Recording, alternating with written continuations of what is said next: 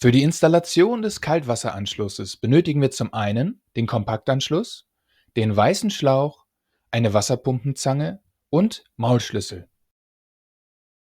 Wir begeben uns jetzt in den Unterschrank direkt unter der Spüle.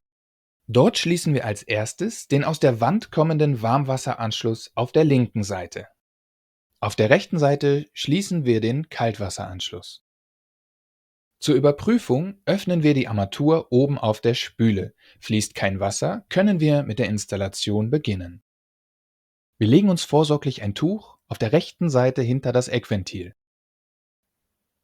Mit dem Maulschlüssel lösen wir die Mutter am flexiblen Wasserschlauch. Unser Tipp: Oberhalb der Mutter kann der Schlauch mit einer Wasserpumpenzange fixiert werden, um ein Mitdrehen des Schlauches zu verhindern. Wir drehen die Mutter von Hand los und fangen das austretende Wasser mit dem Handtuch auf. Auf der linken Seite lösen wir den Schlauch für das Warmwasser, da wir im weiteren Verlauf der Installation einen Dreiwege-Wasserhahn installieren wollen. Wer einen Einweg-Wasserhahn installieren möchte, braucht das nicht zu tun.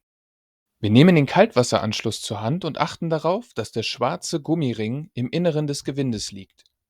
Den Kaltwasseranschluss stecken wir jetzt gerade auf das Gewinde am Eckventil auf.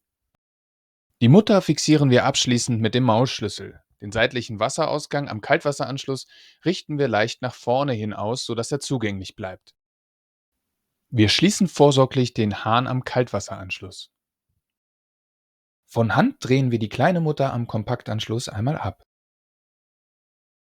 und stecken die Mutter auf ein Ende unseres Schlauches auf. Den Schlauch stecken wir über die Öffnung am Kompaktanschluss und schieben ihn bis zur Wandung auf. Die Mutter setzen wir auf das Gewinde und drehen diese von Hand fest. Mit dem Maulschlüssel fixieren wir die Verbindung.